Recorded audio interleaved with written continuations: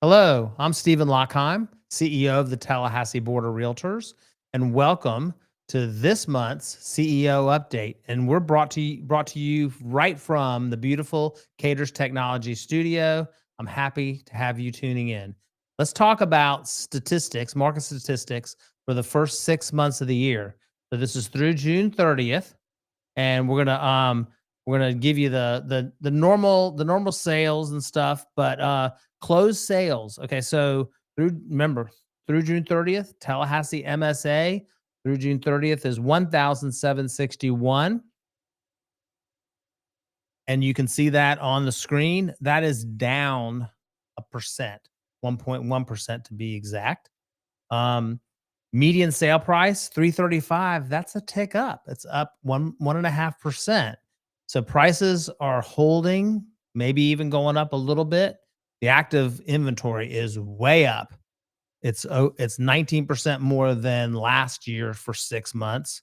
New listings are up 8.3%. Again, a pretty big number based on this year's 6 months versus last year's 6 months. Month supply, remember, we're trying to get up into the 5 to 6 month range, and we're creeping up there, 3.7 months. Again, that's higher than last year. And new pending sales are slightly up to 2,437, a little bit of an indication of future closed sales. Now, I don't have a graphic for this, but you can look at this yourself. But I just want to give you a little bit of a comparison.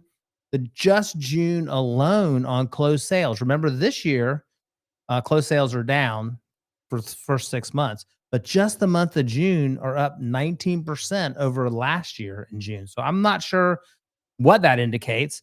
Month supply for June, 4.1%. Again, awesome. And then pending sales are up 20% just for the month of June. So that's great.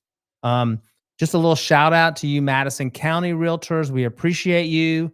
Your statistics are not quite as good. You got closed sales down, median price down almost 3%. And then new listings are up, which is good, but month supply is over 8 months. So wanted to give you that information. Let's do a transition now to another topic. Um, the Florida Realtors Legislative. So the Florida Legislative wins, WINS, um, is great. They had a great session. And when I say they, Florida Realtors, that means you are a Florida Realtor.